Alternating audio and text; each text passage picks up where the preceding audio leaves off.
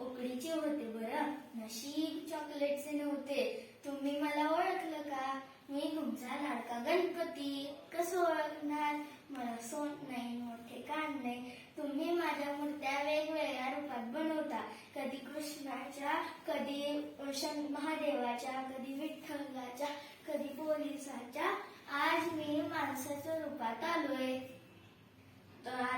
नेहमी मी तुमचं ऐकतो, आज तुम्ही माझं ऐकायचे. कुठून सुरू करू? मला तर नैवेद्य फार आवडतो, मग नैवेद्यापासूनच सुरुवात करूया. तुम्ही मला चॉकलेटचे आणि चांदीचे मोदक खायला देता. चांदीचे मोदक कसं खाईन बरं मी? आणि चॉकलेटच्या मोदकात काय पौष्टिकता असते का? उलट त्याने दातच किडतात. तुम्हाला वाटतं माझे दात किडावेत आणि तोच नैवेद्य प्रसाद म्हणून तुम्ही छोट्या मुलांना खायला देता. परत जर माझ्या समोर चॉकलेटचे मोदक ठेवले तर सोंडीनं तुमची मानच मुरगाळीन. नेहमी लक्षात ठेवा, परत मी सांगणार नाही. समजलं? बर. आता हे झालं नैवेद्याचं. आता माझ्या सजावटीसाठी तुम्ही आणणारे सामान काय? हे प्लास्टिक, थर्मोकॉल, नंतर लाइटिंगच्या माळा, फटाके. लाइटिंगच्या माळ्यांमुळे मला किती त्रास होतो तुम्हाला माहित आहे का?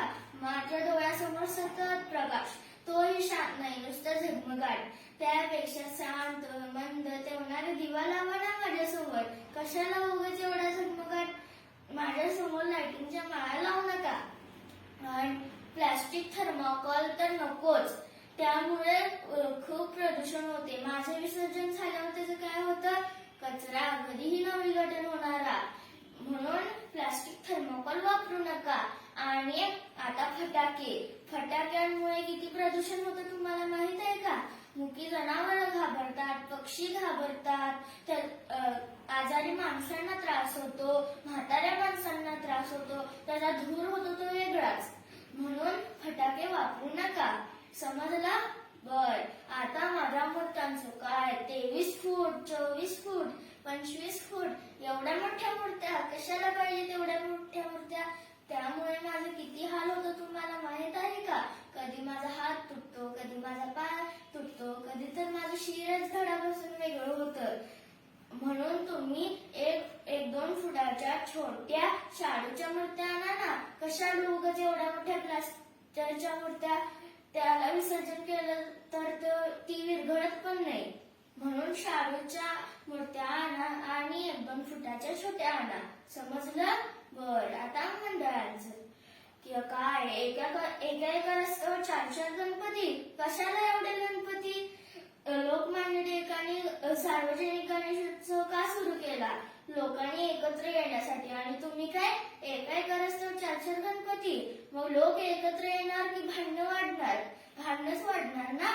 म्हणून सगळ्या गावाचा मिळून एकत्रित एकच गणपती करा.